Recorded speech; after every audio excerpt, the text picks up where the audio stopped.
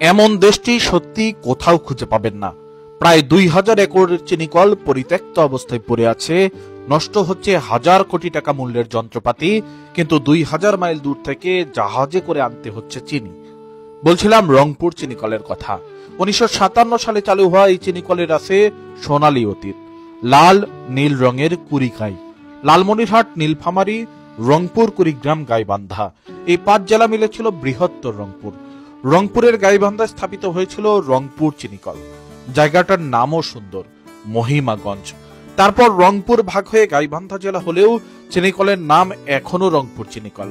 সবাই বলে বাংলাদেশের সবচেয়ে ভালো মানের চিনি হতো এই চিনিকলে।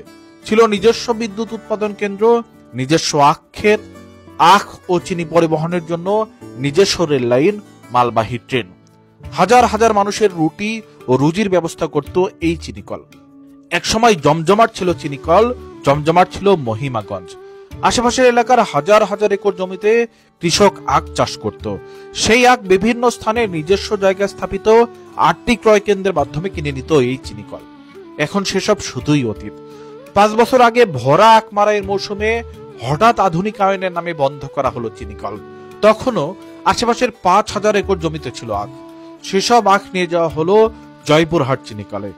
এই মিলের স্থায়ী কর্মকর্তা কর্মচারীদের অন্য চিনিকলে বদলি করা হলো। অস্থায়ী হাজার হাজার শ্রমিক হয়ে গেল বেকার।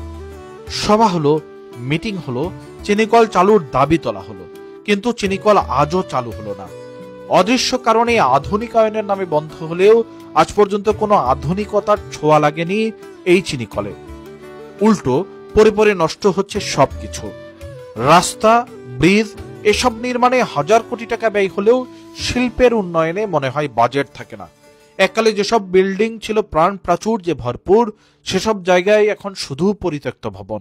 আছে কিছু গার্ড আর কয়েকজন অফিসার। এখনো চিনিকলের ঘন্টায় ঢং ঢং করে বাজে আওয়াজ, কিন্তু সেই আওয়াজ শুনিয়ে আর চিনিকলে ছুটে যেতে হয় না।